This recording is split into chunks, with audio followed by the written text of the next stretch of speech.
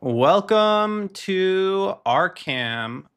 Welcome to RCAM. I'm your host, Ryan, and thank you for tuning in today. So, today I am joined by my lovely wife, Sam, Hey.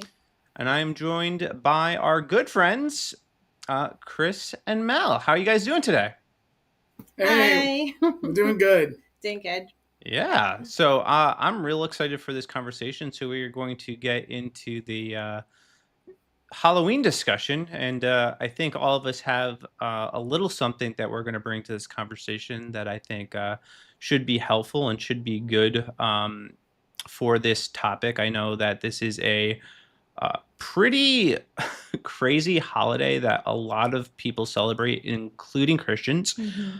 I also just found out that people spend like millions and millions of dollars, like an obscene amount of money, not on Halloween outfits for themselves, but their animals, which I think What? is like, yeah, like Jesus. like it's like an insane amount of money that people spend on costumes for their animals, and I thought, oh wow, that's crazy. Even we're even dressing our animals up like demons now. They're like usually like cute little bumblebees or something. But I do think it's interesting that we spend a lot of money on animals. So fun fact about that.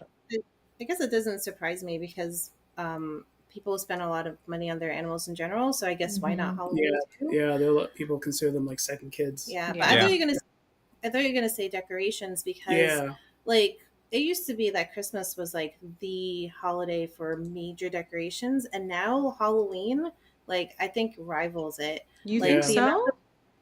the amount I don't know over here, like the amount of yeah, skeletons, Yeah, like that's almost true. every yard. Like it's not just like decorations, it's like giant decorations, Oh, like I yeah, know. decorations. yeah. Yeah, It's I've seen some giant ones of like werewolves, like giant 15-foot werewolves that are like horrifying looking. So I've seen some wild ones. They have around where my parents live, they have this one guy every year.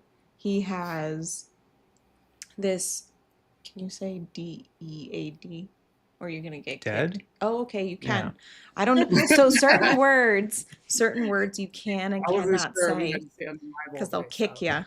Yeah, Um, but they have this like dead skeleton looking thing, and he's brown and he looks like a decaying wood.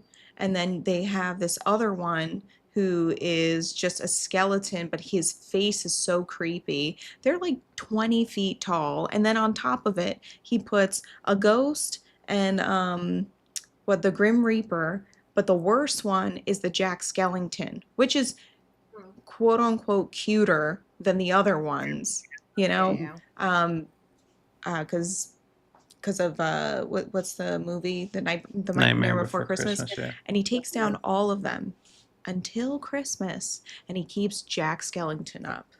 Well, I'm that's because like, Jack Skellington is in and but a still, sled, so that's why. mhm.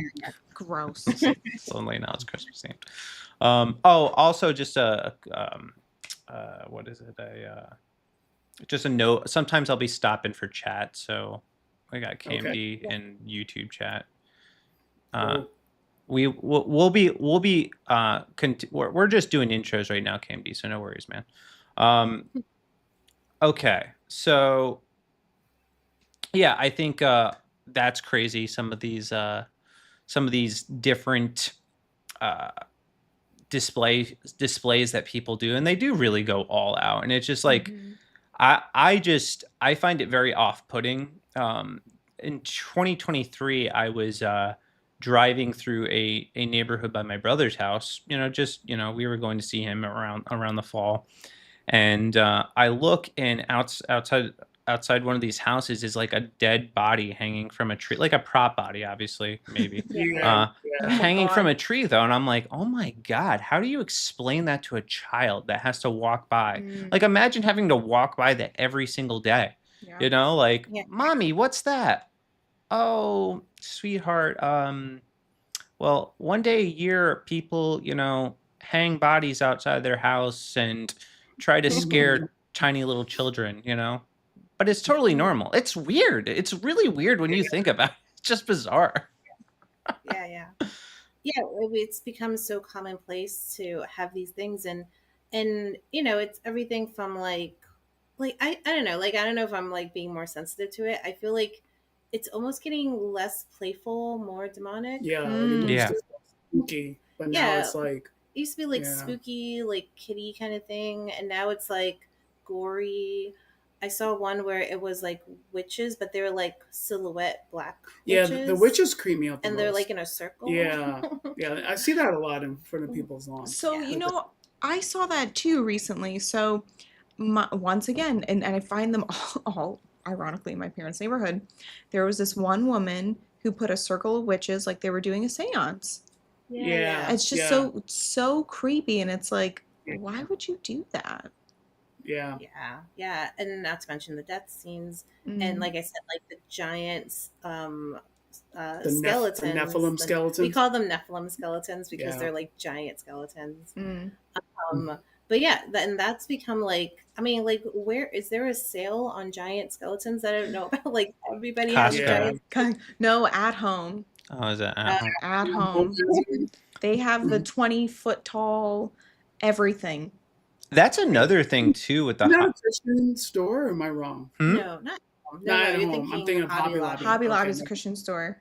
Yeah, They don't sell that stuff. No. Oh, that's good. I didn't know that. They're That's all cool. decked out in Christmas. Love it. Yeah, that's awesome. But another thing I noticed is that you can't really go anywhere to escape it. Like you go into Walmart, you're bombarded by these Halloween displays. You go into Costco, you're bombarded by these Halloween displays, and often the giant ones that we're talking about. Everywhere you go. Even we went to the zoo this past weekend, and they had Halloween displays out at the zoo, they had like goblins all and throughout the zoo. gargoyles. Yeah, no, I saw a billboard for Boo at the zoo.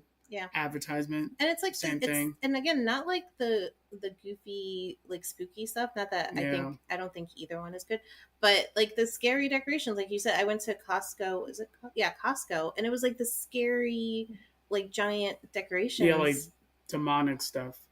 Like the skeleton playing the fiddler on the roof type of, the violin. Or there's like a scary witch one. It was like a scary witch. Because at least if it's like a pumpkin with a smiley face or whatever, like a Casper looking ghost, that's not gonna utterly terrify your child. Like at least I'm not saying it's good, but I'm saying it's like way better than some of the super dark stuff. At least it showed a little bit of concern for your neighbor. And that's another thing. It's like, don't other people think about like children? Like, doesn't anybody think about their innocence during the holiday? Like, let's protect, like we think about this in most cases, like people, I don't want to get off on a rabbit hole on this, but like people think about like not wanting to spoil like the Easter Bunny or Santa or the Tooth Fairy, but they are totally 100% okay with inflicting terror on children during Halloween, to the point too where I remember as a kid, you go up to houses and there'd be like people sitting down and they would like jump up, pop up and scare you.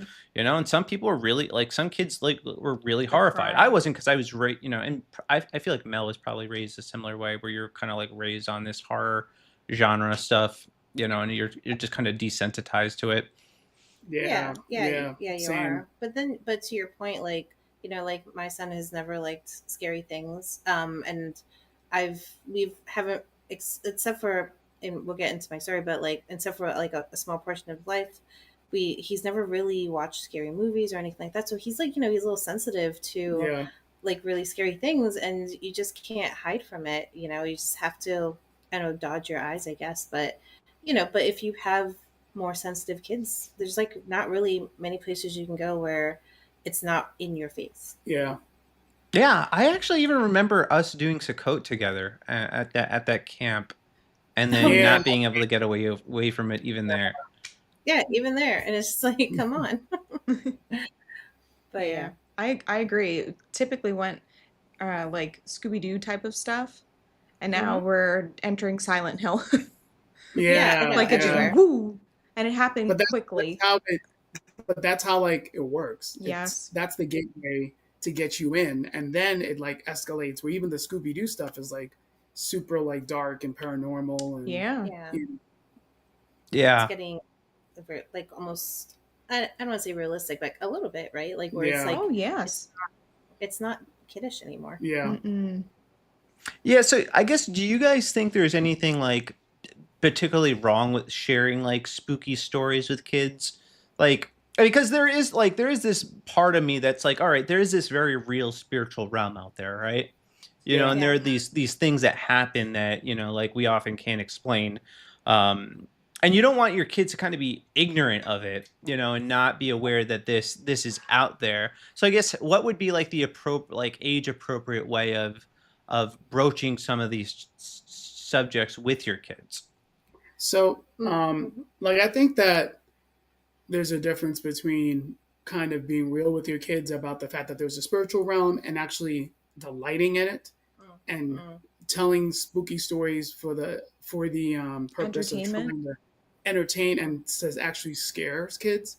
Because like the Bible is full of there's the Bible's full of demonic scenes and stories, and but it's not like we're telling those to our kids to scare them, Right. but like it's part of just the education of like what happened in biblical history and also like what the reality of the world is. But it's not like we're glorifying the dark side of it, Right. you know.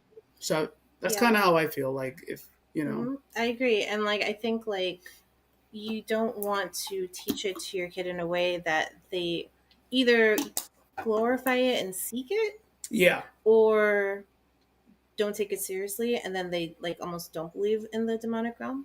yeah. So I think those would be like my two like things I would think about when I'm trying to explain it.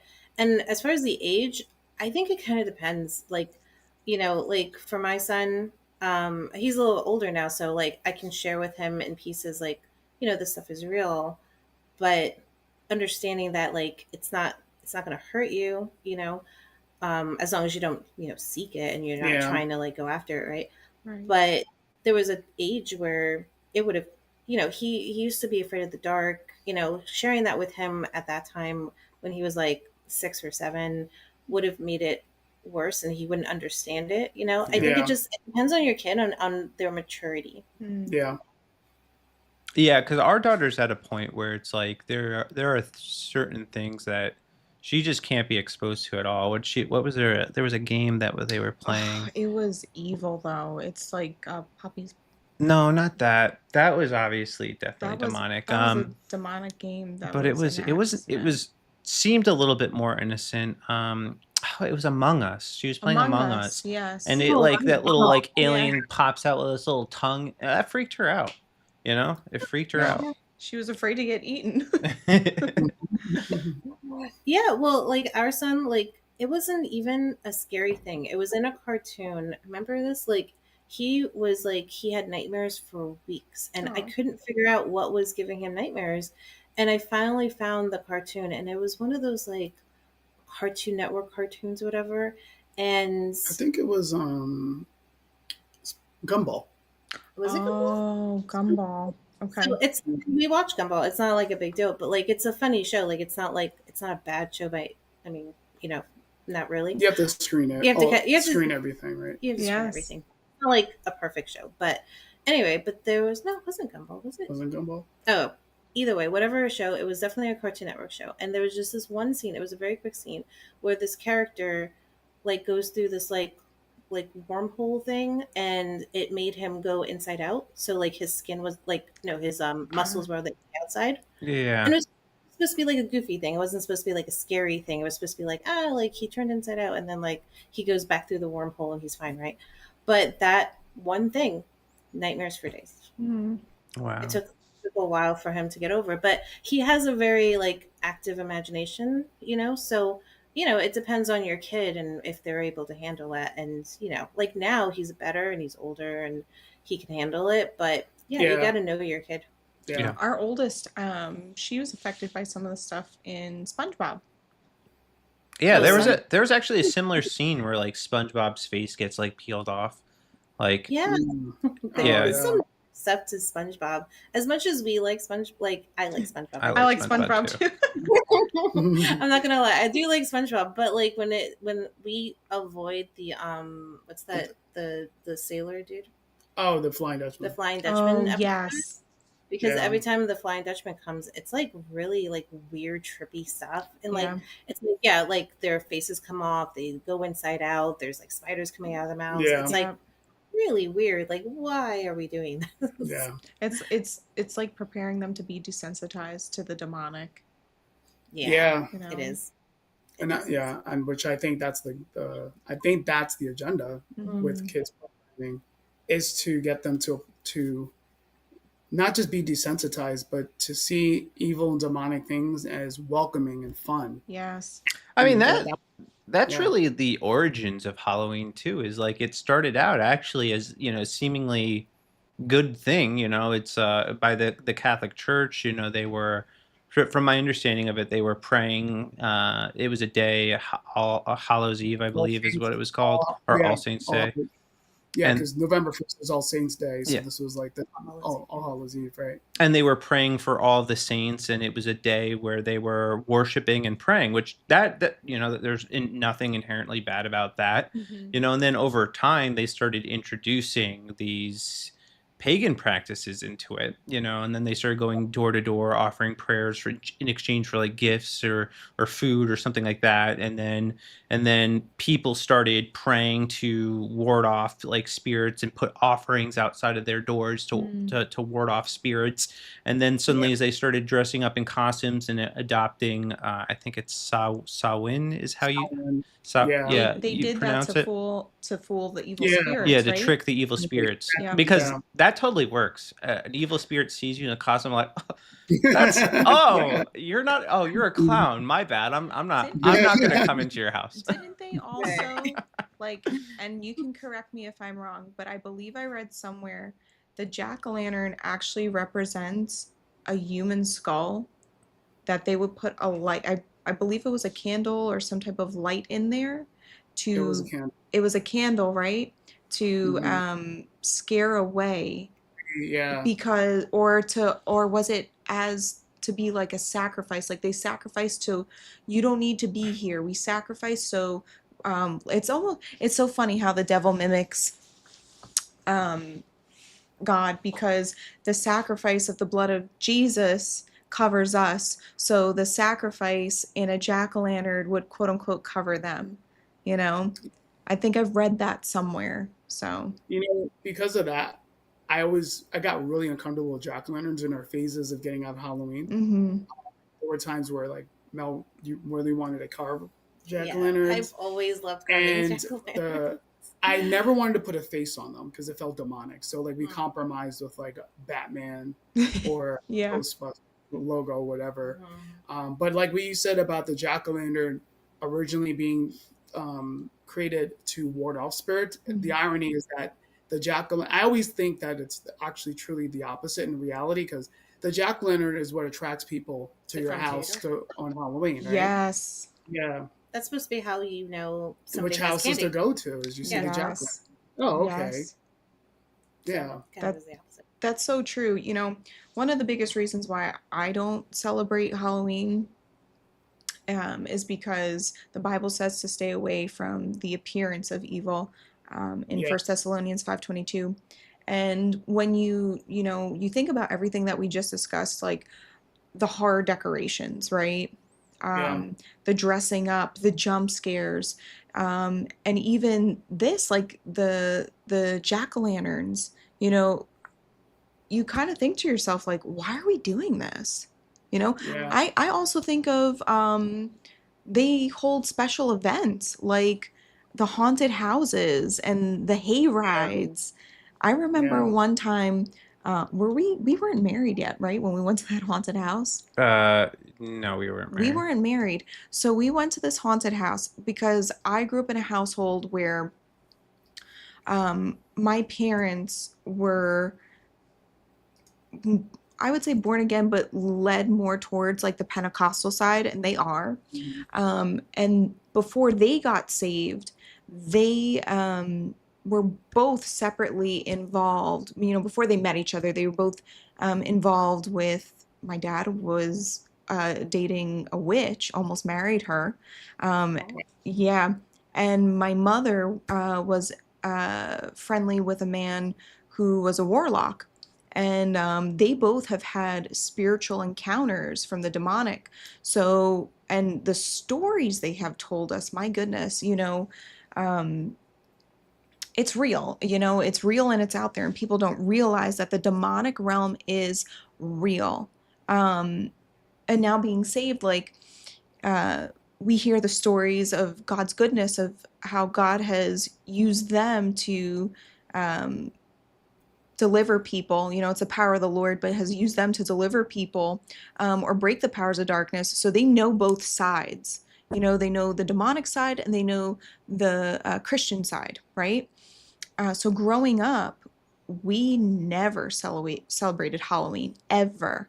Another thing real quick, that because this is something that I actually don't think is talked about a lot, is like the scantily clad outfits. Like, we could talk about the scary looking ones, but there's also like promiscuity. yeah, The like, sexy yeah, nurse. it's very Everybody knows sexual. the sexy nurse and the sexy cop. Yeah, and that's Yeah. also something that, like, that goes hand in hand. Is that appropriate to be exposing children to, these scantily clad women walking all around, or even, us as men? It's not appropriate. The Borat Well, thong.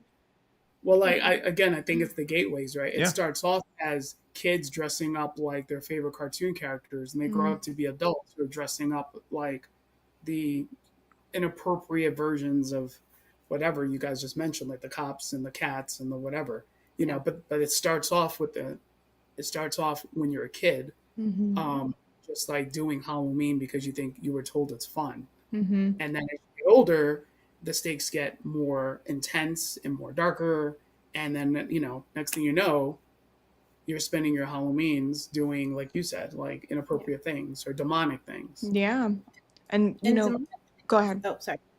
And demonic things, like sex and demonic idol worship, always go hand in hand. Yeah. Like whenever you see the idol worship in the Bible, it's usually like, well, either child sacrifice or there's like sexuality, temple prostitutes. People having sex as part of the worship, right? It was how they worship. They would have sex in front of the idols, right? And granted, people are not like, I mean, I would hope not like doing that in front of idols right now, but like I think the correlation is there, right? Because like you see these horror movies and there's always like sexuality in the horror movies with the murder. And I think even with, like you said, with the costumes, right? Like there's a heavy sexual influence in this sort of like evil. So it's like evil and sexuality with it. And I don't think that's an accident. I think that's very in line with idol worship and with demonic worship. It's very interesting. This is a little left field, not about Halloween necessarily, but more so about the occult and Hollywood. How I've listened to, and I'm sure many people have come across different types of reels on Instagram or Facebook that talk about how like people want to get into Hollywood, but they had to perform some type of sexual act in order to do it. Like think of like just P. Diddy, and all of the sexual acts there, and then how many people got famous. So yeah, it's just, and a lot of them are in the occult and do these satanic things. It doesn't have to be Halloween for them to do it, But Halloween is especially pronounced. Yes. She's more into like the occult side of it than I am. Talking about how it's like a high holy day for them. It is. So, witches, right? Yes. It's a holiday. So my father was involved with a witch for a few years before he got saved. And one of the things that he learned was that she told him that they spend majority of the year working up for this high holy day. And the witches that practice white magic, which they believe to be good, they go out and heal people, they go out and help people, and they do good acts. And then the black magic, or the bad, they go out and put hexes on candies and spells and make people sick and kill people and do the sacrifices and things like that. So, Yeah. you know, and because my father has experienced, I guess indirectly, because he never directly dabbled in witchcraft. He was just surrounded by it. Yeah. He knows these things and he's seen these things firsthand, which is why we never did this stuff growing up.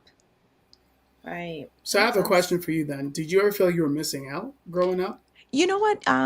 When we were little kids, a little bit, because I liked the idea of dressing up because I was just very creative to begin with.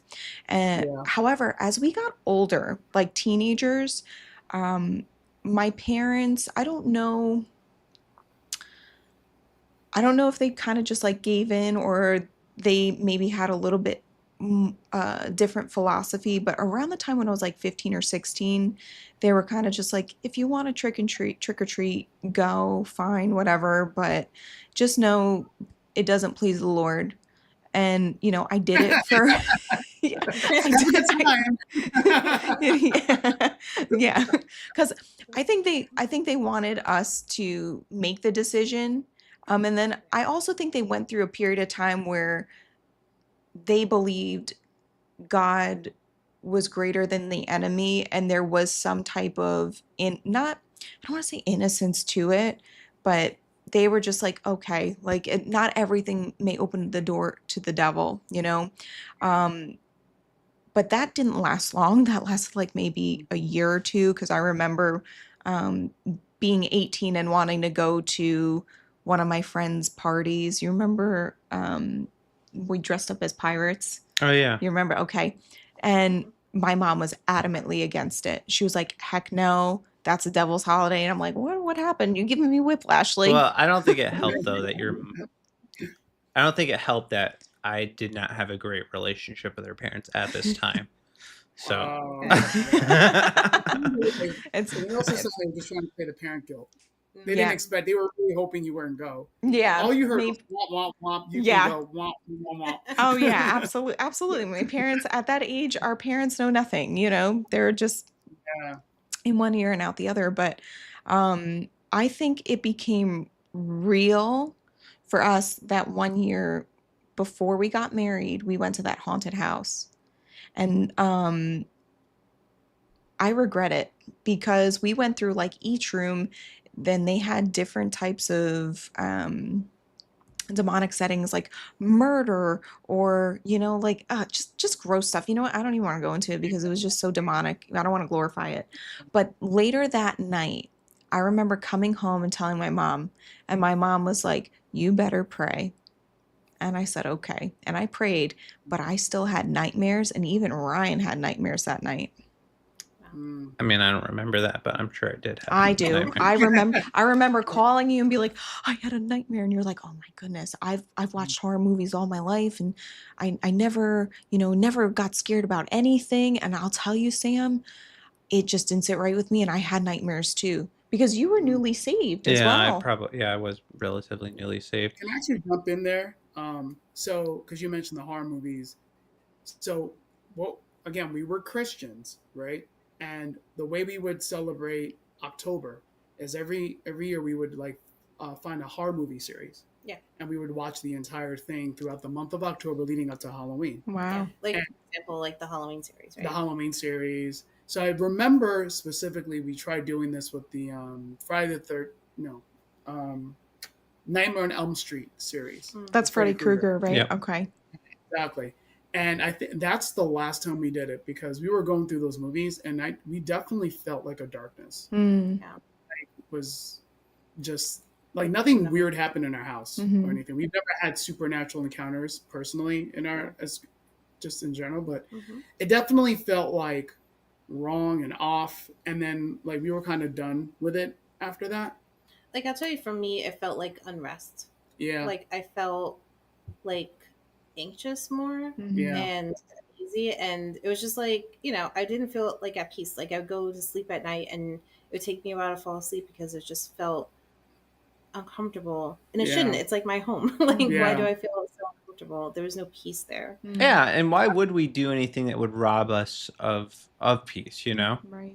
Exactly. Yeah, exactly. It's one of the we're supposed to be aiming for that as part of being children of God, believers of the Bible. Your goal is to create peace in your home. Right. So you shouldn't be bringing things in that are purposely trying to like take peace away, right? And like specifically peace of mind. And when we're watching these things that the goal is to scare us, right? Like that's really we're going against what we're supposed to be trying to do, to be more like Yeshua. Yeah. You know, and the way we live. I'll tell you though, the one craziest horror movie experience we had was when we went to see Paranormal Activity in the movie theaters. Oh yeah. I heard a lot of people had like crazy experiences with that movie in particular. Yeah. So that was the first time it hit me that like these things are being used to kind of spread fear, and even like as like I personally believe now these things can be doorways to bring darkness and demonic things into your house, you know. And I don't care what people say. People now are like, oh, it wasn't scary, like it's so predictable, whatever. But when it first came out and it was in the movie theaters, people were like legitimately like scared. And I don't know if you want to tell, sorry. No, go for it. Yeah, so we watched the movie in the movie theaters, the very first one, right? And you know, it was pretty scary, and it was scary because it had that layer of realism into it. Yeah, because it was like real footage, and I mean, you know, I know now, like we can say like, oh, it's like, you know, like hokey stuff or whatever, right? Yeah. But like when you watch it in the movie theaters, it had this like layer of like realism to it, which made it even more scary.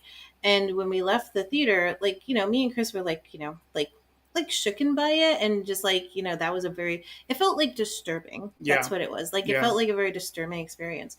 But when we left the theater, there was these like teenage girls who were like sobbing. They were like scared out of their minds, and they were in the hallway crying their eyes out. And me and Chris, we went over and we prayed for them because they were it started like a big prayer circle in like the movie theater. Wow. You know, because like they were shook.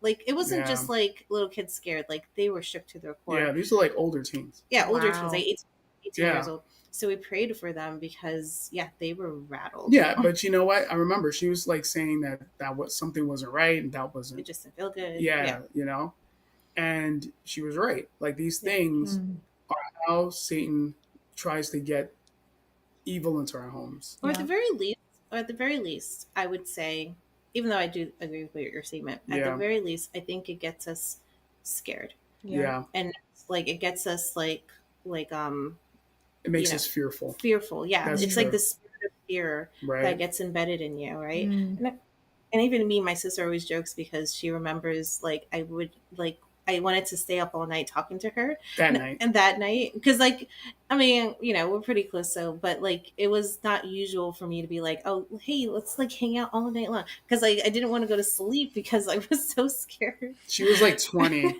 Her sister was like 11. Oh. You want to stay up?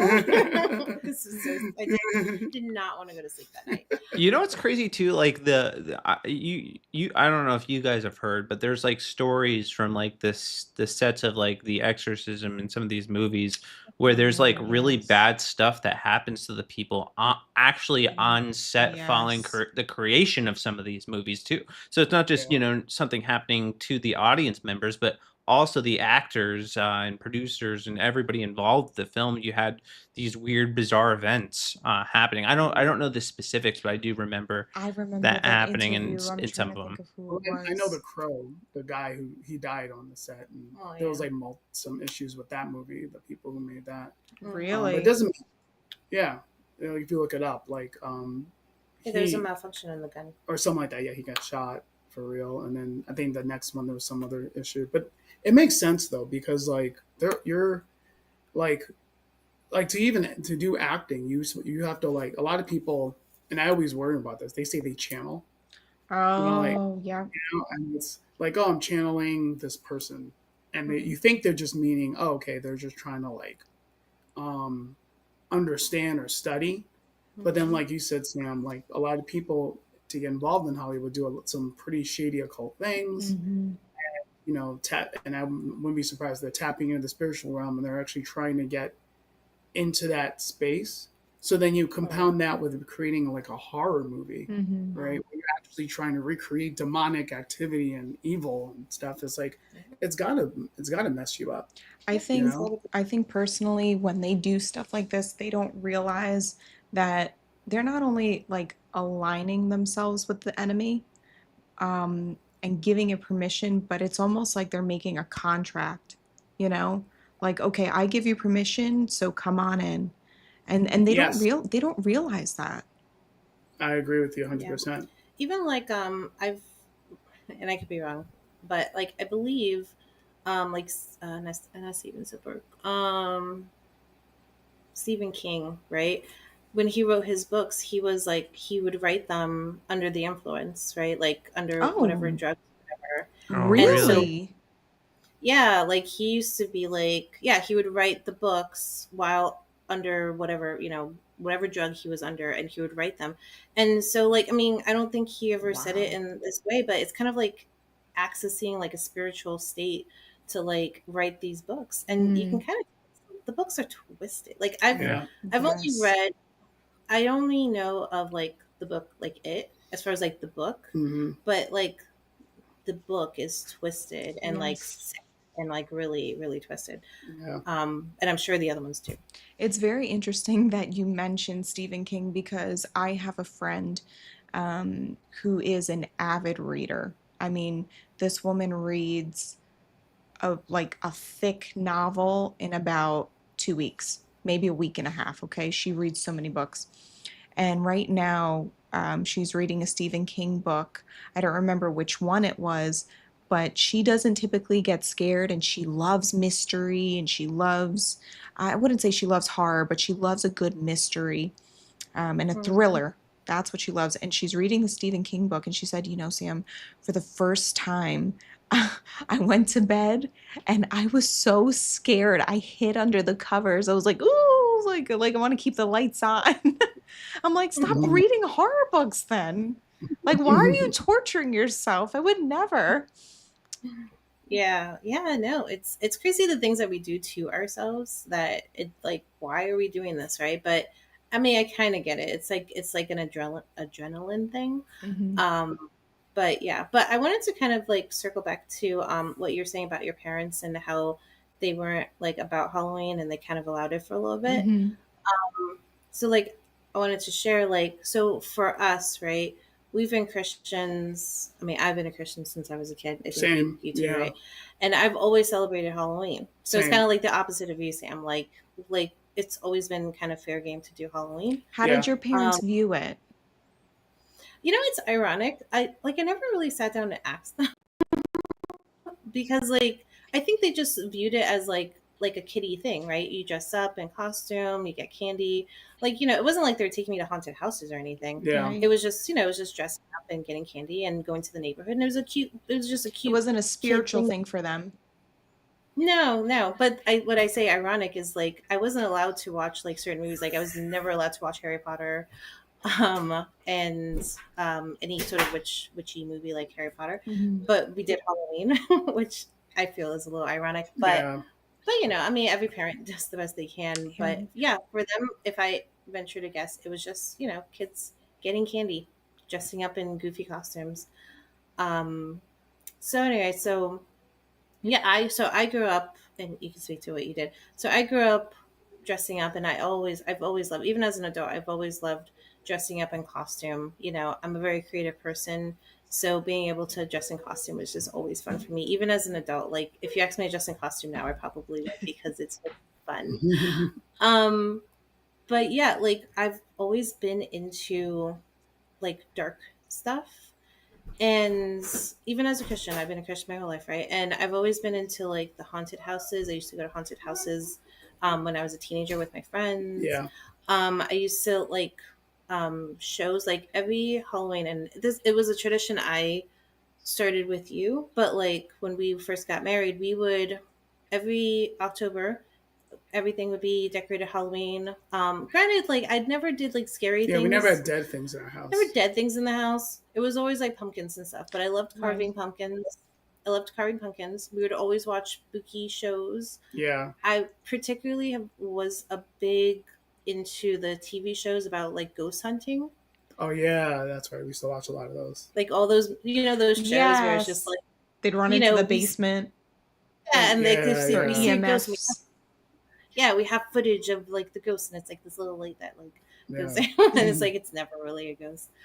But yeah, I used to be into the shows, and like so every Halloween, and it would be this like spooky like feeling that would happen every October, and we would get our Halloween costumes, and we would go trick or treating, and we took the kids trick or treating, and like for us as Christians, like we always justified it. Like for us as Christians, it was always like the devil doesn't get a day. Yeah. And like I even told Chris, like, I am not going to be one of those Christians who hides in their house, who hides in their house, and and acts like like I'm scared of the day. The devil doesn't get a day. We can redeem it for the Lord. It's funny that you say that, because someone in the chat on TikTok says, my pastor believes that every day is the day that the Lord made. It used to be a Christian day, and darkness took over, and we should be the light in dark places.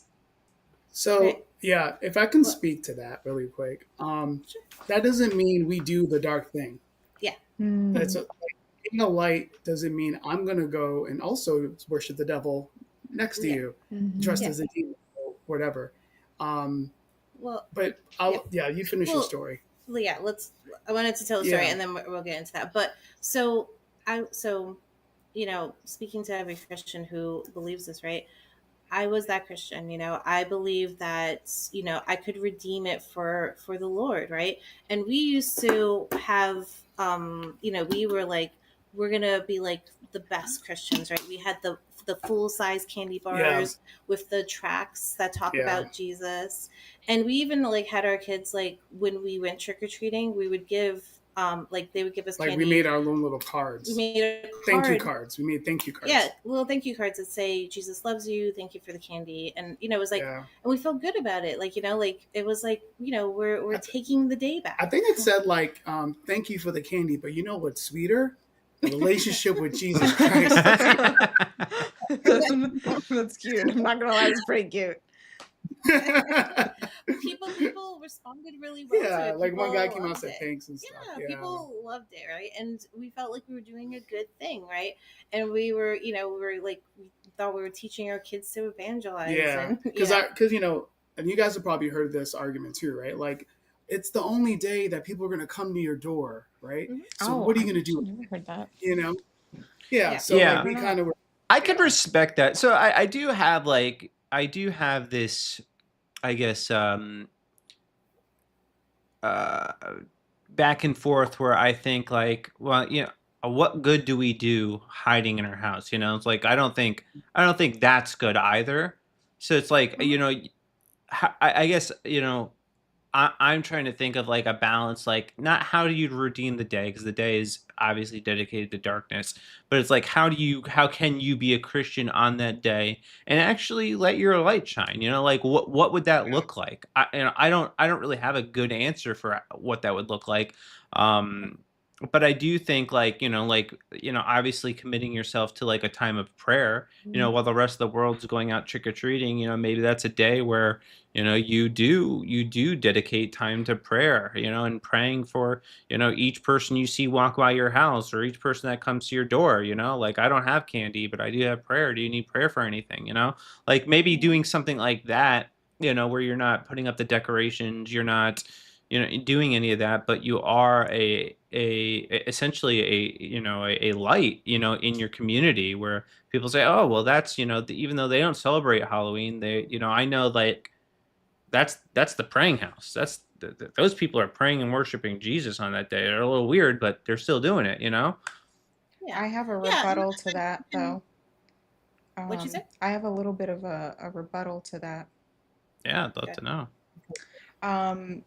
So I agree with what you said 100%, but knowing the information I know from a dark spiritual aspect as well, you have to be sure, in my opinion, you have to be very sure that you yourself are prayed up and don't have any open doors of sin in your life. because the enemy could use that opportunity against you to infiltrate you, where you think, okay, I'm going to go out and pray for people. But the enemy goes, oh, but I'm going to come get you because I see you have this open door and that open door. You have to be very sure you're hearing from the Holy Spirit, because even in the book of Acts, it talks about how, I forgot who it was exactly that went out to pray and cast out spirits. But in Acts 19, say it again. The seven sons of Sceva, something like that. Yes, I think so. And in Acts 19:15, it says, one day the evil spirit answered them, Jesus I know and Paul I know, but who are you? Yeah, you know, exactly. and you don't want to be in that position where you may think you know your authority in Christ and you really don't. And didn't they end up attacking them? Yeah. They did. They beat them up and sent them away and stuff Yes. like that. Yeah. So, absolutely, I think people should not be afraid, but I also do, Christians rather, rooted, grounded Christians should not be afraid, but be very prayerful before you step out, because this is not, even though the day belongs to the Lord, this time and season that we're in, the enemy is full out and his power is out, and he is not more powerful than the Lord. Absolutely not. But because we don't know our word and our position, sometimes that hinders us and allows for attack. Yeah, so this is my perspective, on the holiday. So from being a Christian who celebrated Halloween, and if anything, advocated heavily to Christians to celebrate to Christianize it, to celebrate Halloween, to be the Christian who sends out the biggest candies and do the track tapes and everything. And I used to be like, hey, we should promote churches to do the trunk or treats. I used to love the trunk or treats. Yeah. Be a light in the community, and bring the community into the church. Sorry. Bring the community into the church, and everything, right? So I used to be all about it. I've talked to I did it too, man. We did it. We've all we done did it. it together. Yeah. And so when I talk to Christians about what should we do for Halloween, I know all the things because I was that person 100%, totally advocating for it, and happy to do it, right? But this is where it changed for me, and this is where I do understand the perspective of we should be the light in the darkness. However, like Chris said, right, you being a light in the darkness should make the darkness flee. Yeah. When people come to you and they come to your home and say you're that person who has trick-or-treaters come to your home and you give them candy, you give them tracts, it should change them. Exactly. Jesus sat with sinners and ate with sinners, and he changed them. Yeah. They didn't continue sinners. Yeah, like the tax collector, right? He had one meal with Yeshua, and then he walked away saying, I'm gonna I'm basically gonna reimburse everybody I ripped off and give to the poor. It's not supposed to be like, oh, I feel good doing what I'm doing, and I got to meet Jesus, right? And and then I moved on with my life, right? And if people are coming to your church for trick or treat, and then next year they're still trick or treating and they're still celebrating Halloween, you didn't do anything. Yeah. You made yourself feel good. Yeah. We made ourselves feel real good. Yeah. About all the candy we put out and all the tracks we put out and all the high fives, Jesus loves you we put out. Yeah. But nobody changed. Nobody changed for God. Nobody put away their Halloween decorations and their evil and all the stuff that we talked about in the beginning of this. All those decorations still went up the next year. So what did we do? I mean, to be honest, all we did was tell people, hey, Chris and Mel's house is the best place to get big candy bars. Yeah, come back next year with your Halloween decorations. And we put the Halloween tracks out with it. Yeah, I would have been going to your house twice as a kid. So I remember there was this house in my neighborhood that gave out big candy bars, full size, like a whole bag. And I would put on a mask, then come back later with a different mask on and get another. I was horrible. So yeah, that's probably what would happen. Chris, there is a question I think or Mel, this guy on TikTok says, remember the Bible verse about meat he didn't want to eat, less sacrifice to idols. God said he can eat meat as long as he knew who his God was. So I think he's referring to Paul, and he's talking about when they were buying meat in the meat market, the marketplace, right? Because they didn't have supermarkets like we do, right? Most likely the people selling them the food, if they weren't fellow Israelites, they were pagan worshippers, and some of this food probably was involved in pagan worship. So Paul was trying to reassure the Corinthian church that, listen, like the food is still, God made it, okay? And the issue isn't if it happened to have been involved in idol sacrifice. It's basically if you're participating in the idol worship when you sit and eat with someone. Yeah, because in the same chapter that talks about, don't question what you eat if you get it from the marketplace, just so you don't make yourself crazy, because you're not going to know if this meat was from that temple or if this meat wasn't for that just temple. Like we don't know where our meat comes from when it hits the supermarket, right? We don't know that. We don't know who's touching it. We don't know like what they believed or what, But in the same chapter, he also says that we have no business, and I think it's First Corinthians, that talks about like we have no business participating and drinking with demons, right? Like being in the temple, participating in the sacrifice, participating in the worship. We have no business to do that, and also participate in the Lord's Supper, right? Actually, Paul even says that if someone sits down invites you to eat and serves you, and then they tell you that this was sacrificed to an idol, that you shouldn't participate. Yeah, it's a no-go. Other person's conscience, right? Because you don't want to validate, encourage that idol worship's okay. Yeah, which kind of goes to our point, right? Like we shouldn't encourage other people to do what we started this whole segment saying how evil and awful it is, and then we're going to encourage people to be like, yeah, no, this is great, here's some candy, keep doing it. Exactly. So for me, what I've found is that the best way to be a light is to do what the Bible says, and the Bible consistently talks about from Old Testament to New Testament is being separate. Yeah, exactly. Set apart, right? The word is holy in the Bible, but the Greek word, the Hebrew definition of it is set apart. Yeah. We are to separate ourselves. And so much in Christianity, unfortunately, is about intermixing. Yeah. We intermix Halloween with Christianity, so this way we can reach people. Yeah. And that's not how God teaches us to reach the world.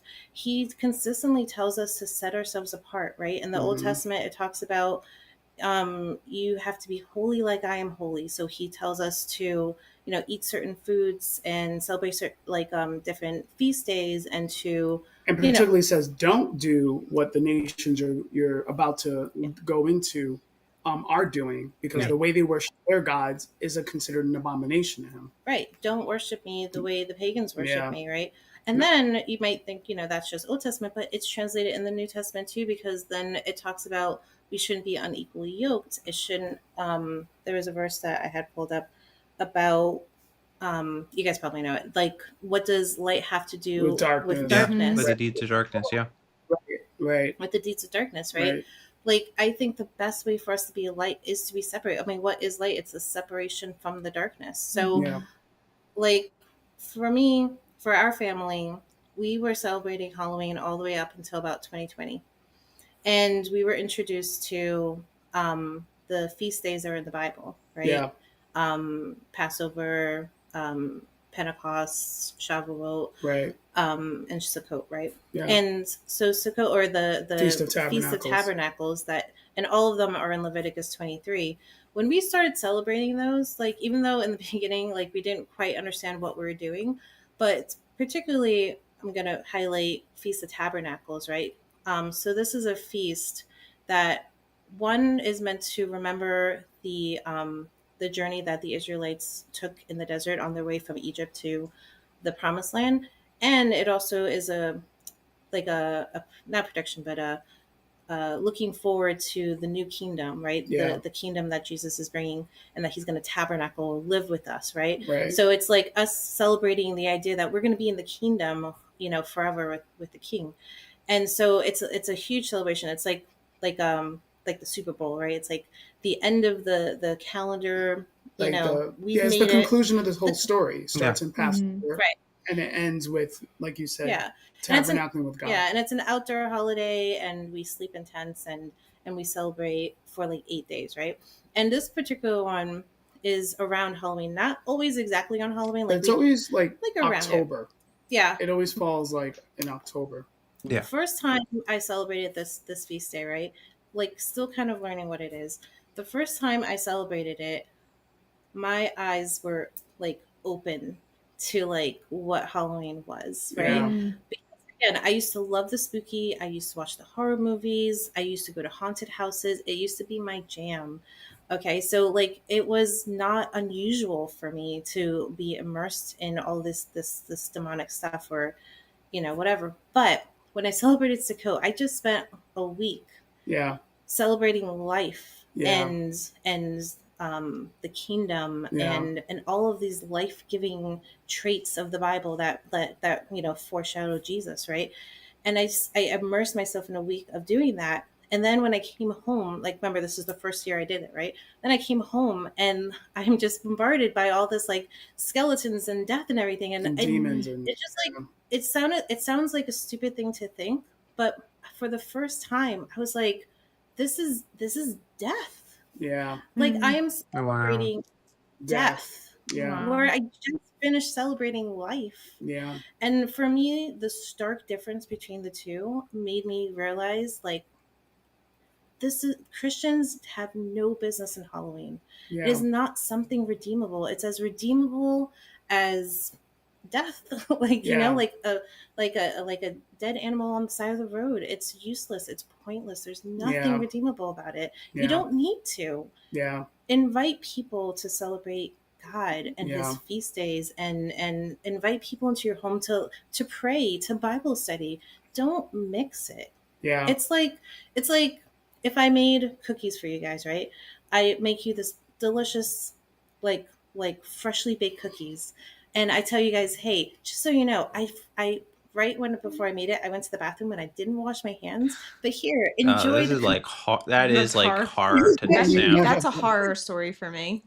Right? Even if there's like a little bit like, yes, in Halloween, yes, the kids are adorable. Yeah. The little girl in the ladybug outfit is not doing anything wrong. She's not doing anything wrong. She's an innocent child. Yeah. But you're surrounding her in actually, darkness. So like the little girl in the princess outfit, the ladybug, that's what people want. Oh, what's wrong with that? And like you said, there's nothing wrong with that. But then you're taking the little girl in the cute little adorable outfit, and then you bring her to the house with the decapitated head or the body hanging out her, and say, okay, Susie, go knock on the demon door and ask for your candy. And it's like, that's the problem with the holiday. I can just picture that.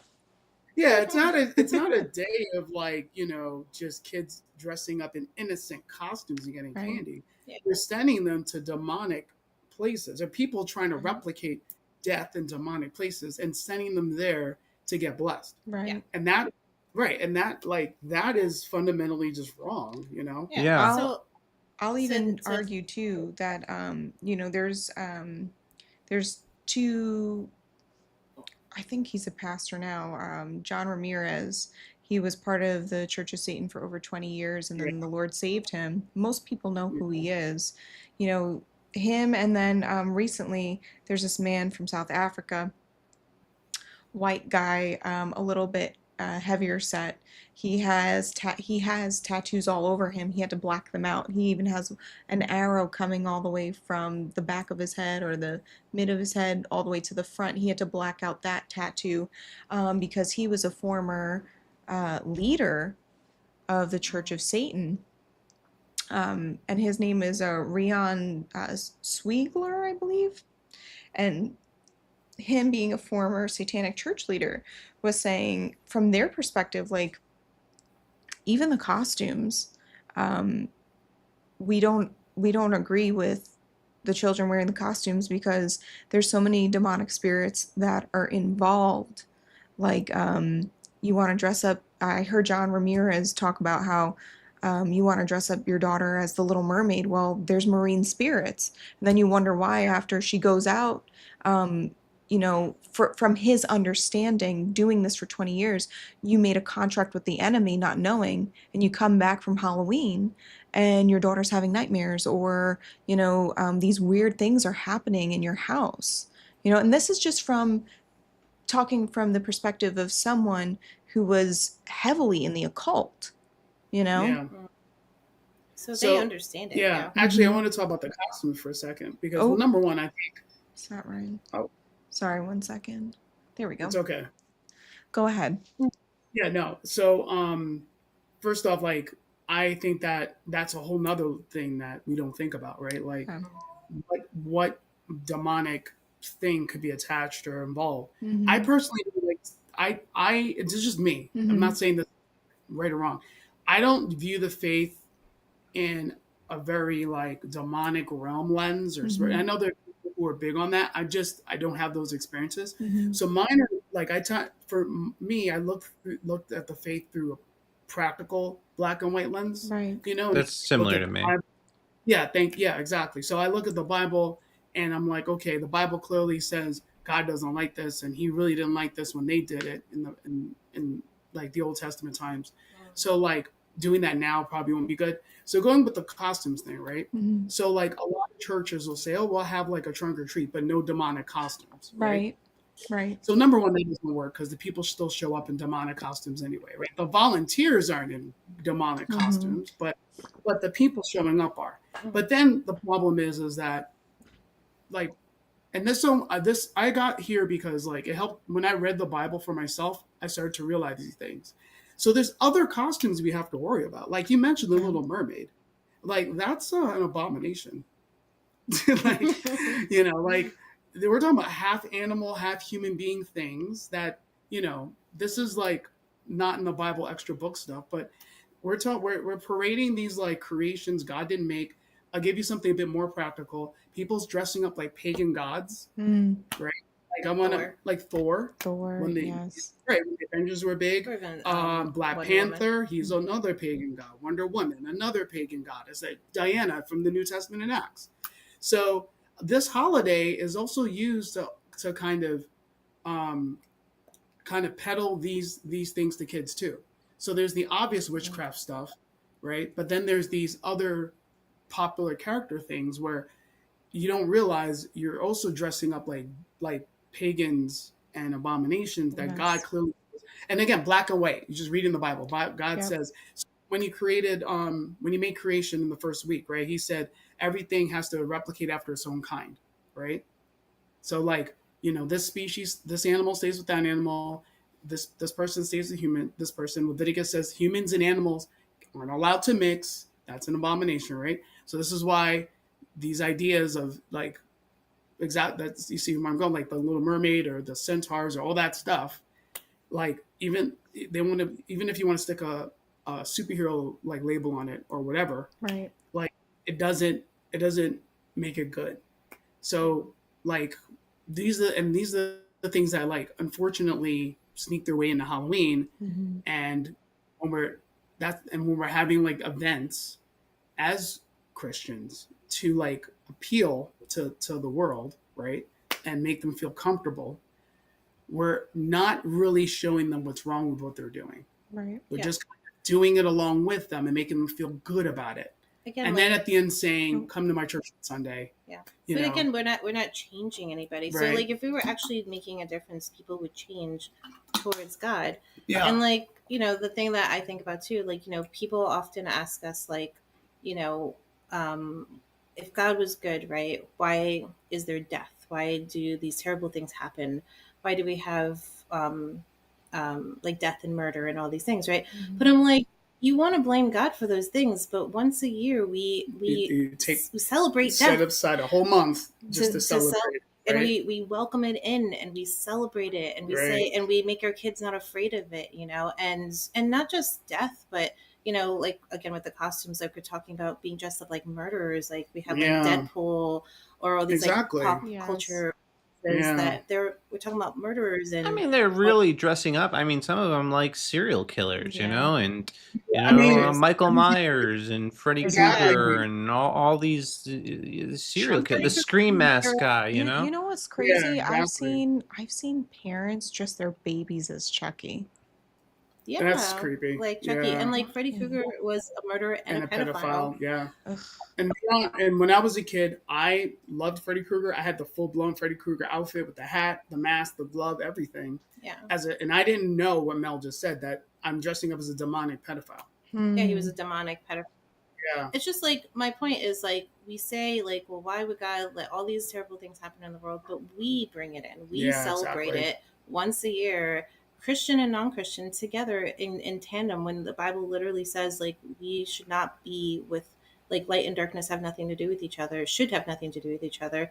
Don't yoke yourself to these things. Right. Yeah, We should be separate. If we want to be a light as Christians, we need to stop doing these things. We need to be a light and yeah, be separate for God. yeah. And we don't And have to make up a way to do that. yeah, God already just gave us don't the do it. instructions. He It's like you said, so simple. Yeah. gave us holidays to celebrate at the same Yeah. time the people that everyone else is celebrating darkness. And I feel like it And you was don't have to put all your stock. Sorry to yeah, interrupt, no, but no. you don't have to put all your stock in October 31st and say, "Well, that's the day I Yeah. have to reach the world."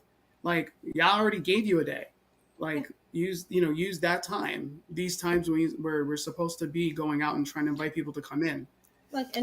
And we just like literally we just came back like last week. We spent a whole week. My kids were reading the Bible. My kid led a Yeah, kids study about the book of Philemon. Like, we're actually being different. And yeah, not to like toot our own horn or anything. I'm sure, like it's not like you can't be a Christian unless you like do this, right? Do it the way that we do it. But I'm just saying, like, when we stopped doing the things that the world is doing, we our children are different. yeah, They are excited about life, they're excited about the kingdom, they know about God's word, they are able to teach it. Like yeah, it's just like, my kid's only 11 and he's doing a Bible study on a book of the Bible.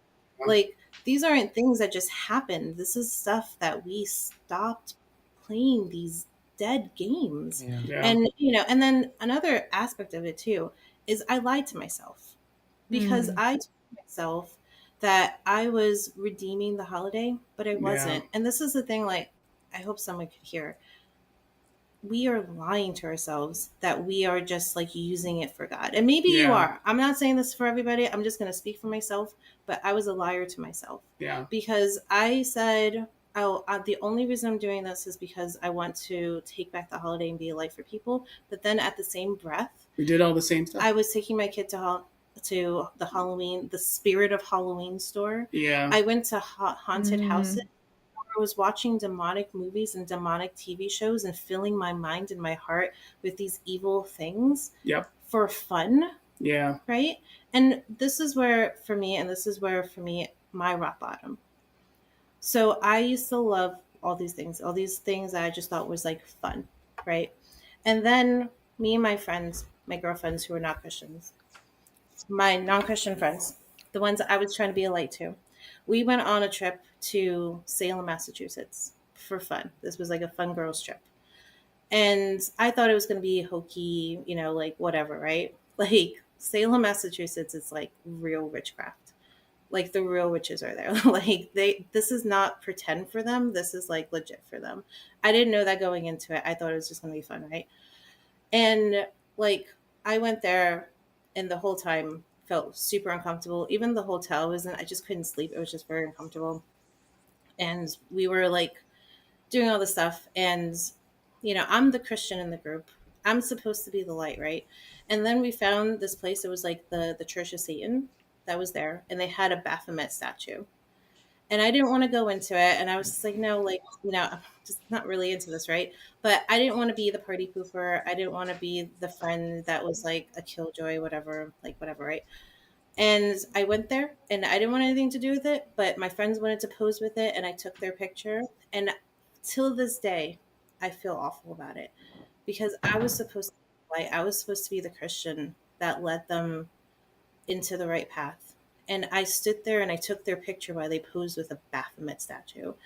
And that for me was rock bottom, where I realized that I'm lying to myself when I think that I can redeem something, that, and not just like redeem it, but that I can mix myself with Yeah. evil and it not affect me. Yeah, because the truth is that you were the one getting changed, right? Yep, I was the Yeah. one getting changed. And too many Christians keep thinking that, like, oh, I can watch scary movies, I can play with Halloween, I can do all these things, I can mix Yeah. because I'm strong, because Christ is in me, because, it doesn't affect me.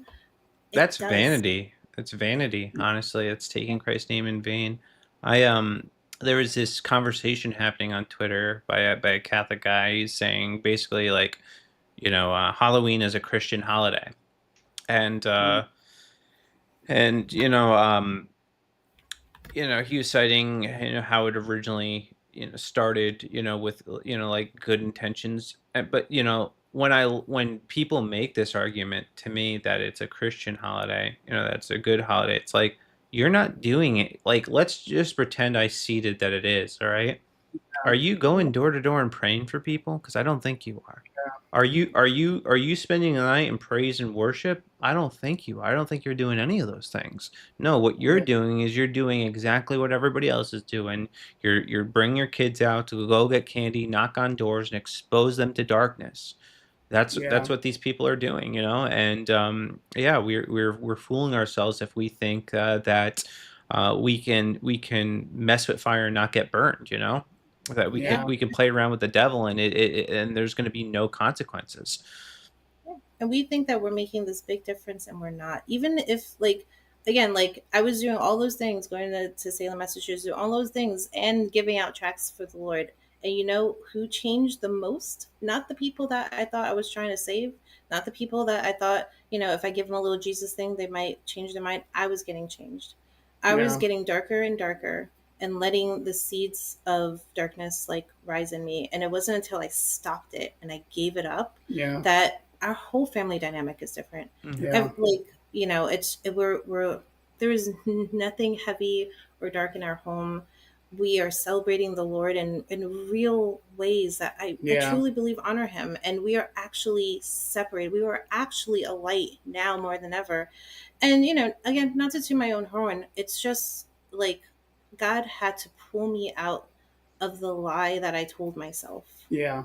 Even the non-participation in it is an act of or is a means to actually reach people, because then you give them a reason why. Well, I don't celebrate this because like God has given me these holidays to celebrate, and they're good and they're beautiful, and there's something distinct and profound about them. Yeah. And honestly, they're much longer. you know Yeah. So much fun, and there's so much Yeah. more fun. yeah There's so much more fun, and they're, yeah, like you said, longer. And and to be able to like explain to my children like what the kingdom is like, and Yeah. what to look forward to, like it's so much more fun, and it's in the Bible. Yeah. So if Exactly. anybody, if you're like, we make up these holidays and we're like, like, yeah, we even like, even if it is like you said, even if it is a Christian holiday, it's still a made up holiday. It's not a holiday in the Bible. yeah Yeah. And I'd rather live my life to the best of my ability to what's true in the Bible. Yeah. Yeah. Something that I just thought of. I have a buddy, a good, really good friend. I love him to pieces. But a tradition that him and his family built is that they gear up together every October, and they watch like all these spooky movies like every night of October leading up to Halloween. And they don't think anything of it. And I Yeah. think, you know, Yeah. is there any Christian holiday that we even really do that with? Like, like you're watching movies every day leading up to the day that's happening, Like it doesn't really, people don't really do that, but they have this whole, I mean, they develop their own traditions around this holiday that is, you know, um, glorifying darkness. It's very strange when I think about it, man. Oh Yeah. yeah, we can have the most fun with the darkest things, and it's just Yeah. like, but try, like, I challenge anybody listening, give God's feast days or his holidays are in Leviticus 23 a try, man, because like, for me, when I did it and I celebrated it and then stepped back into the world, like It was like You notice the like a difference. Neo and the Matrix Yeah. kind of like revelation, where it's just like, whoa, like Yeah. this And it's is weird. not, It's this is weird not because good. I often wonder, like, do the decorations get worse because or more Yeah. demonic? Because like I started noticing just how like overtly demonic things were once we stopped doing it, like actual gateways to hell and actual like demons on people's like lawns and things like that. I just feel like I'm more hypersensitive and aware. And I think it's good that you brought up the feast days, because I think it's good to get you. It's hard to tell people to just stop doing something without giving them something to replace it with. And I think that's why it's hard for people who hear these kind of messages like don't celebrate Halloween, but you don't have a positive alternative. Like no, like knowing, like you said, that the Bible already gave you one. If you just do it, it actually changes.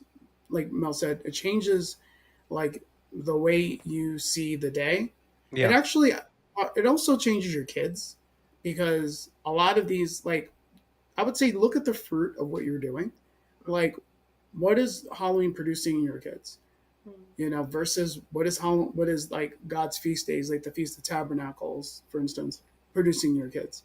Because for, like Mel said, for our kids, it's a week where we're working on their character, and Yeah. they're reading their Bibles, and they're also like spending less time. That's time away from their screens and their video games, and they're just being out in nature, and they're just learning to appreciate their lives, you know, and what they have. And you know, and it's cool because the other aspect of it is it also helps bring us closer together as a family, because Yeah. these are times God has commanded that I don't work and I have to be with my family. So like it already strengthening the family unit, you know, just in doing that. And honestly, there's a lot less stress, because I remember being stressed because I had to get out of work on time to take my kid trick or treating, and I didn't want to be too late and all that. And like with, you know, having these holidays where God's like, don't go to work, go spend time with your family, focus on me.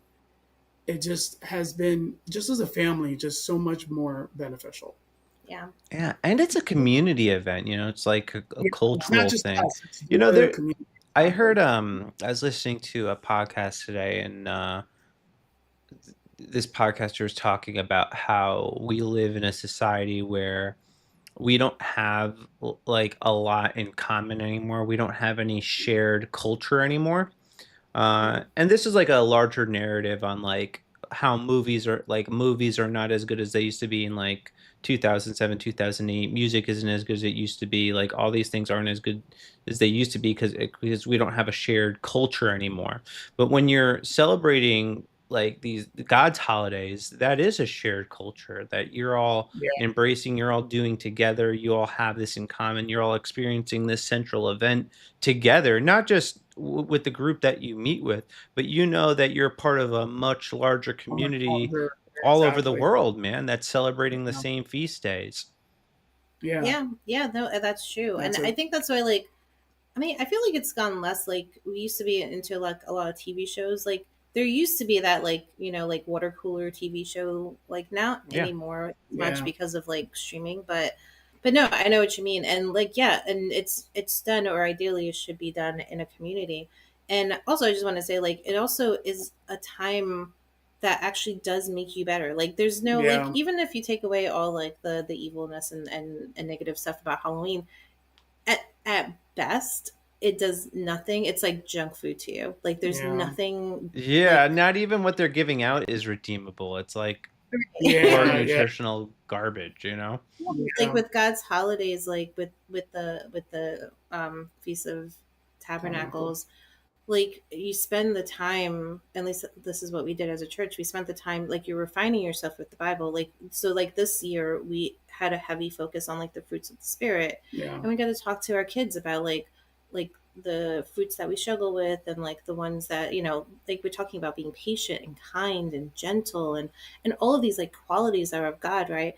And that we should be having. And if we don't have them, then, you know, what can we do to change? And these are just conversations that I just, you know, like, yeah, as Christians, like we go to church, and I don't know, it's just like, maybe it's just me, but to have that focused family time where we're yeah, talking to our kids about how to better your character, yeah, like, you know, it's adding to our life. yeah, God's, you know, however people might feel about like, the Leviticus 23 feast days, it has affected our lives and it's changed us for the better. It's refining us. It's causing us to be a better, stronger family unit. Yeah. And we're having conversations with my 11-year-old about their character, Yeah. And I don't do that for Halloween. You know, it's so crazy too. My daughter still talks about the last coat that we were at. It was like very memorable for her. And that speaks volumes to kind of how this day is. It's just significant. And you do, and like if anybody who doesn't know what what is part of the feast day, but like this particular one, like Chris said, like so you can, you can camp out in your backyard, you can camp out like with a community, like whatever, right? But you take yourself away from like the TV, so it's like the opposite, right? Like Halloween, you're watching all these like Halloween movies and all this stuff, but here, like in this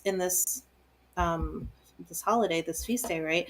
You're purposely not watching TV. You're again spending focused time with your kids. Ideally because you're outside of your house. Yeah, you're right? outside. Because the idea is you want to get. These are called holy gatherings. Right. Right. So, like when when it says in the New Testament, I forgot where. Don't forsake the assembling of yourselves together. Right. It's talking about the times that God said to assemble and gather and worship Him. Feast of Tabernacles being one of them. And when you're around, and it's kind of something I thought was interesting with our kids, because like if I tell my son, okay, you're gonna watch TV today, it's like the worst thing in the world. Worst thing in the world. But if we're away for 8 days and we're out and we're spending time together and we're, he's around and we're just a part of a community, they don't even miss it. Yeah, because they're with other kids and that stuff. But and I'm just thinking about that comment about like we're supposed to be a light in the darkness, right? Like if like I understand like you don't want to like maybe not do Halloween and just sit in your house and like be like the Debbie Downer or whatever, right? Yeah. But like imagine the light that you would be if you, instead of celebrating Halloween, you were celebrating a feast day that God commanded in the Bible, right? And your family was different, and like your community, your church was doing this thing, right? This amazing, edifying, life-giving, life-edifying holiday. Yeah. And then people come to you and be like, "What is this? Yeah. Like, what are you doing?" And you brought people into the light instead of joining the darkness. Why don't you bring people into actual light and life? Exactly. It makes me think of in Deuteronomy 20, I think it is, where that says like I give you these options. I give you blessings or cursings, life or death. Choose life. Yeah. So we want to be a light, and we want to actually be a light. Then live it out. Be separate and bring people into the light. Yeah. Don't go into the darkness. Yeah.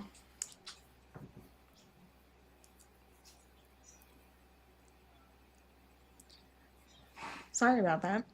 It's okay. Yeah, Welcome back. So, perfect example of kids being afraid. So every now and then, our oldest will become scared of something she's watched or something she's played. And this time it was these little pebble guys in Princess Peach.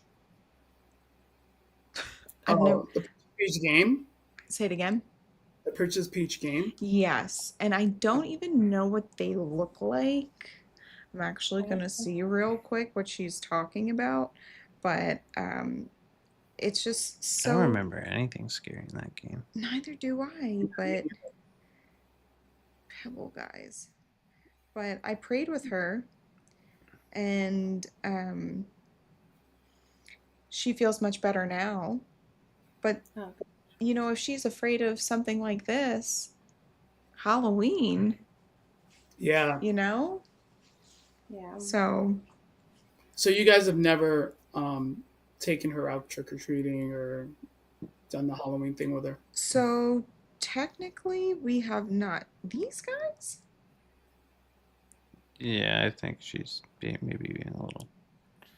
There might be something we're unaware of. We're probably unaware of something, but because they don't It look might be scary. it might be like my kid when he was younger. Active imagination, like things Yeah. that I would be like, why are you scared of this? Like, well, like funny. Well, I don't know if this is a funny example, but like I had him watch Beauty and the Beast. Like this is when he was younger, right? Yeah. Watching Beauty and the Beast, thinking like, oh yeah, like I love this as a kid, right? And then when the Beast, like the first time you meet the Beast and he's like all growly and stuff, like we had to turn it off. He was done. He was scared, Yeah. but I think kids, like, their imaginations are a bit wilder. Yeah. They see it differently than we do. Yeah, there are definitely some things I won't let her watch because I know like, oh, no, this is going to be too much for her. She's not going to be able to handle it. Hold on. I would not worry about it. There's no way she's getting in the shot. Our cat, by the way, who's black, that we deliberately got her when we lived in the Midwest to prevent her from being sacrificed. So Yeah, funny I've heard those story. stories. Yeah. Funny story. When we lived in the Midwest for 2 years, I worked in this restaurant area, service area, and this woman came in and purchased something like a personalized cake that they would do, and it was all cats. And I was like, wow, this is like a crazy cat lady. She must really like cats. And when she came in, I kind of like joked around and said, oh, are you like the crazy cat lady? And she goes, actually, yeah, I am. And I have about 6 black cats, little kittens that, they were running around my backyard, and I got to get rid of them and give them to anyone who would foster them or adopt them. And I said, well, what's the big deal about letting them run around? And she goes, oh, you don't know? And I said, no, I don't know. What do you know? And she goes, well, there's actually a lot of Satanists in this community. And it was around Halloween time. She goes, and it's Halloween time, so you'll find a lot of black cats that are sacrificed. So I don't want to leave them out. I said, you're kidding me. She goes, no, this happens. I said, okay, well, I really want one. Can I have one? And she goes, yeah, if you want one, you and your husband come and we'll meet you at like the Walmart parking lot or whatever. And I actually went for the more calm little kitten, but she was not calm when we got home. So, Yeah. but You all still black have her cat. to this day though. She's a good cat. She's the best cat ever. We love her. Oh, rescue kitty.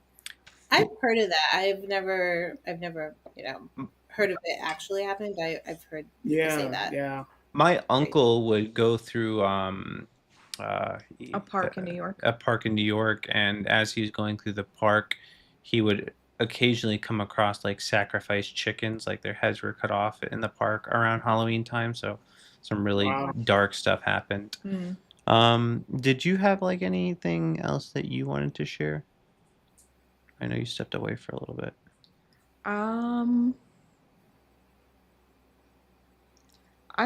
I don't think so. I think my whole position was I don't celebrate Halloween because the Bible tells us to stay away from the appearance of darkness. And basically everything that we covered, down to the decorations, the costumes, the jump scares, the events, there's nothing that glorifies the Lord. It just kind of glorifies the enemy. And then in addition to, we grew up in a very spiritual household. And honestly, like we even had one time, I remember when we were living back home in New York as kids, on Halloween, our dog kennel moved by itself. Like I experienced something paranormal happen on Halloween. And ironically, my mom believes that it was because she was going to allow my brother to go to a Halloween party.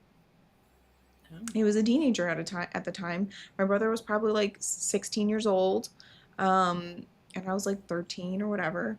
And I remember we were next door neighbors with 2 girls, and their mother would ask us to watch them. And when they came home from school, because we were homeschooled at the time, so they would come to our house, and I remember the younger sister came to our house and took out some like Halloween coloring books that she got from school. And it was me, her younger sister, and then her older sister came in. And we're sitting, and we had this really big bull mastiff at the time growing up. Like, she was brawling. And she had this giant dog cage. And we were sitting in our dining room, and the dog cage, we had an open concept floor. So there was like the kitchen, and then it was kind of open to the living room. And the dog cage was like smack dab in the middle, but it was behind like a half wall. So let me do it this way, a wall, and then up would be a pillar. So the dog cage was behind the wall, but it was big enough where you could see it. And all of a sudden, our dog started barking like you would not believe, like someone was trying to kill us. And my brother was upstairs playing guitar, and we were sitting in the dining room. So we walk out of the dining room into the kitchen to see what was going on. And all of a sudden, the youngest girl goes, "Oh my gosh, the dog cage is shaking." And we thought she was joking. We were like, "Okay, come on, stop with the jokes. Ha ha, it's Halloween, we know." And she goes, "No." And she's like, starts screaming. And I said, "What? What's going on?" And I get up and I look, and I see all of a sudden the dog cage, this huge, extra large dog cage, starts shaking, and it starts to come out behind from the wall, and comes out towards us and starts shaking back and forth violently. And my dog stood in front of us, barking so aggressively. My friend's sister and I ran upstairs to my brother, banging on the door. And when we came down the stairs, we told him the story, of course. And he's like, "Oh, stop, you guys are joking, blah, blah, blah." And we were like, "No," like almost in tears, being so young. And when we came down the stairs, I remember I was holding on to my brother because I was so scared. And we had like this chalkboard that was against one of the, I guess, kitchen walls, and it actually flew at us. And I actually felt like someone pushed me out of the way, like an angel pushed me out of the way. That's how I described it, so I wouldn't get hit. And after that, her mom, who I think actually possibly dabbled in the occult. We didn't know it at the time, but later on, I think her mom possibly did. A very sweet lady, but, kindness and sweetness doesn't help you when you're dabbling with demons. Yeah. But we went to her house, and when I came back, my dad prayed throughout the entire house, and then there was a sense of peace. So, Wow. And it all happened on Halloween. And I don't say that to like give a spooky story or like glorify the devil, but it's like these things happen on Halloween, Yeah. Well, that's a crazy story. I mean, I was waiting for the part where you and your family moved and no longer, because I don't know if I could stay there.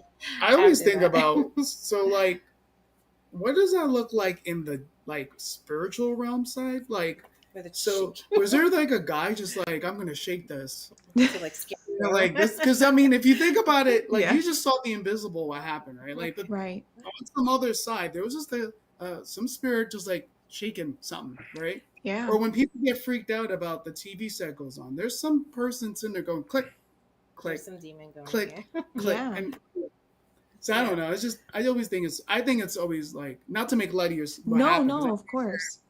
I would be freaked out if it happened to me too, but just thinking like what it would look like. Like, yeah, but what are they thinking when they do that sort of stuff? Yeah. Like, I'm gonna mess with this person. I'm gonna move this cage. Yeah, I think they're just trying to scare you. But but to your story, right? Like, you were scared, right? Mm-hmm. But then like how like almost stupid it is that like when it really happens, it's scary and you want to go to God to fix it, essentially, right? Yeah. And Yes. he did. but then like not that you do it, but like but then we run to the evil and be like, let's play and let's have fun with it, and like it doesn't make any sense. Like like is it evil or is it not evil? I know, because the evil's like, oh, I thought you wanted me here. You don't want me here. Like wait. Hasbro sells Ouija boards. It's just like it's a fun little let's summon demons for fun.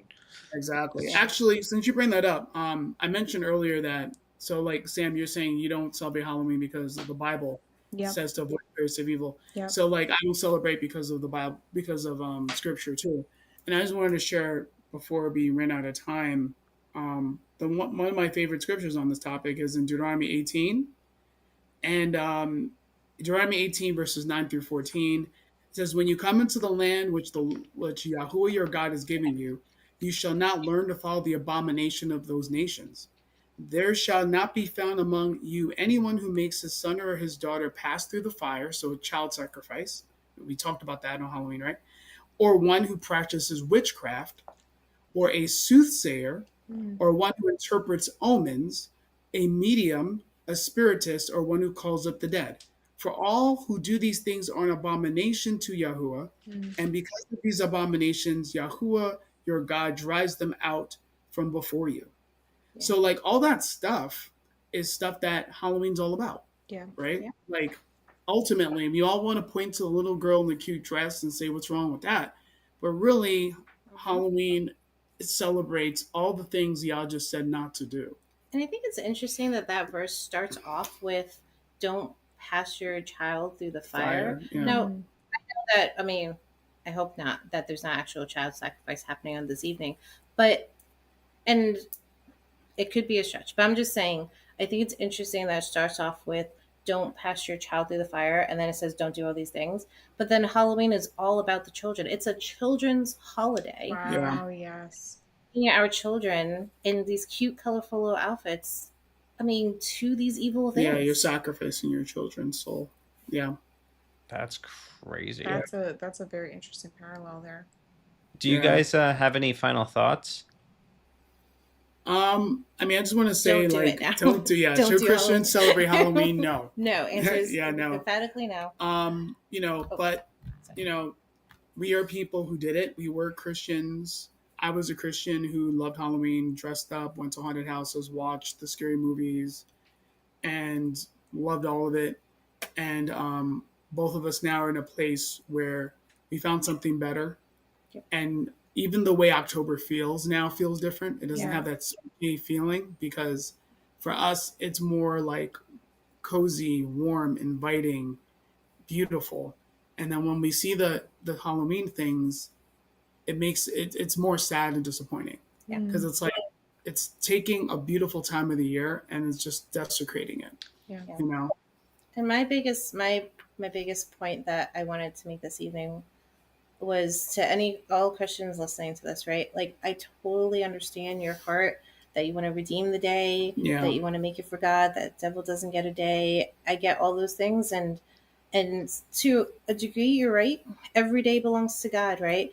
But my call to action would be honor God the way that He wants to be honored, by separating yourself and being a light, separating yourself out of the darkness. Come out of, the Bible says, come out of her, Babylon and Revelations, right? But come out of the darkness and actually be light and draw people to the light.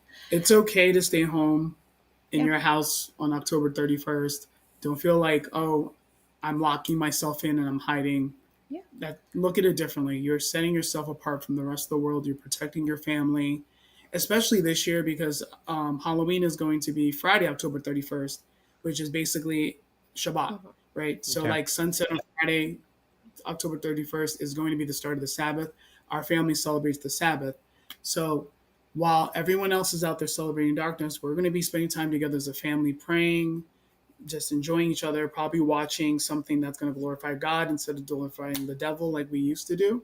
Yeah. And basically becoming more closer, more like Him.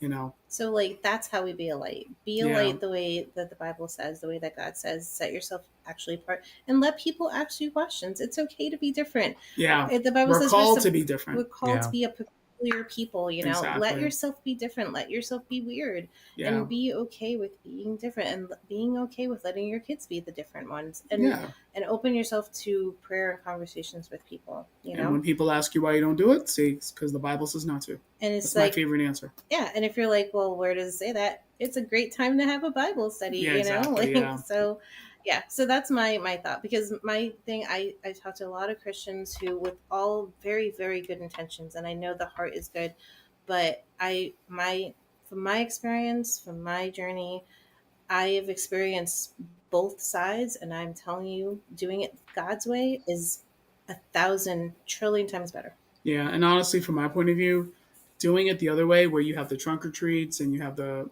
church events, it always gets darker. It seems like the church event is just allowing darkness in. You can go all the way back to the origins, man. The Catholic Church, they intended it to be a good thing, a good thing, and then it turned into what we have today, modern Halloween. You know, they started out with good intentions, and this is what it's devolved into. Kyle says he's excited for the Christmas one too. Christmas episode. It was a good conversation, though. Do you have any final thoughts? I think Mel and Chris summed it up pretty well. But I always do want to give an opportunity, if there's anybody who needs prayer out there, has any questions. We would love to pray for you, answer any questions that you have. Yeah, and really just think about everything that was spoken of. That's the most important, you know. And don't take it in a way of we're casting judgment, because we've all kind of been there in some way. You know, so take it in a way of we came out from it, and on the other side, and we're looking at a different perspective. Yeah. And I just want to put it out there, like, you know, we've mentioned a lot of things about feast days, about Sabbath days, and if anybody out there will, you know, filter it through you, Ryan, if anybody has those specific questions of why we do it, how we do it, we are open books, you know. And like, you know, like you said, it's not about judgment. I am the first one to put myself on blast. I've done all the bad things. I mean, not all the bad things, but I've done like the things that Christians, you know, are like, you know, with all good intentions trying to do right, but it just wasn't right, you know. So I am an open book, and we're very eager and happy to do any Bible study with anybody who wants to just know why we do what we do. We're here for it. Yeah, that's awesome. You guys are welcome to plug the ministry too, by the way. I'm all about that. So I'm all about that. Yeah. Well, we are Locust and Honey. No, seriously. But we are part of a ministry called Locust and Honey Ministries. We have a Facebook page and a YouTube page, and we're a relatively new ministry, but we are Torah observants. We're Sabbath keepers. We believe in following the feast days, Sabbath days, and pretty much the whole Bible. And we do our best to follow God's law and His commands to the best that we understand, and the best we can. Anybody who is also looking for fellowship, people to do Shabbat with, people to do feast days with, you can reach out to us through our Facebook, or because I guess you can't do that through YouTube. I'll end up adding all this to the description too. Oh, perfect. Thanks, man. Yeah. Exactly. And also just specifically with this topic, if you're just a Christian and you're trying to figure out what to do with the holiday, you know, we're all here to talk about it. We were there. We were trying to find a way to make this work for God. So we can help with that. Just kind of helping you guys understand like where we land and how we actually are able to be a light for God the way He asked us to be. Instead of coming up with our own way of doing it and reinventing the wheel, just using the wheel He already made. Yeah, pretty much. Cool. Well, thank you guys so much for coming on. And I thought this was a really great conversation. Yeah. I think we hit a lot of different perspectives, which I think is good. And we ultimately all recognize that Halloween is satanic and straight from hell. I think what I want to do actually is I want to set up a table on Halloween that just says Halloween is satanic, change my Oh mind, goodness. and Oh, gosh, see how that goes. That would be a lot of fun. You're Let us know how that goes. That would be But I do appreciate you guys coming on. And thank you. And if you guys like the stream, please like, share, subscribe, repost, do all those things. That helps out a great deal. If you're not watching on Rumble, Kyle, you should watch on Rumble because Rumble's better than YouTube. Anyway, RCAM stuff because the stuff, yeah, stuff's RCAM really is good. awesome. Yeah. And I appreciate you guys. All right. Deuces.